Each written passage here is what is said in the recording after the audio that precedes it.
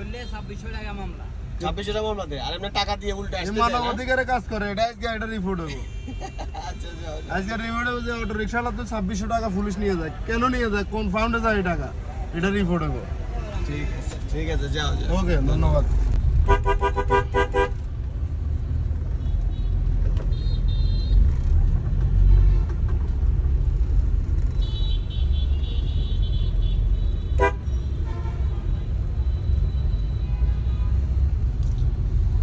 আমরা এখন আছি ময়পাল ফ্লাইওভার নিচে। এই যে দেখেন এখানে পুলিশ বক্স আছে ডান পাশে, এই পাশে ট্রাফিক সার্জনরা দাঁড়িয়ে থাকে, বাট তারপরেও উল্টো দিক থেকে সিএনজি যায়, গাড়ি যায়, অটো যায়, যেটা মানুষকে হ্যাসেল করতে হয়। এখানে যারা ঢাকা চিটাগাং সোজা যান তারা ঘন্টার পর ঘন্টা এখানে অপেক্ষা করেন। এই যে দেখেন পুরো রাস্তাটা জ্যাম করে রাখছে। ওদেরকে জিজ্ঞেস করলে নাকি ওদের থেকে সাদা নেওয়া হয়, টাকা পয়সা নেয়, নিয়ে ওদেরকে ছেড়ে দেয়।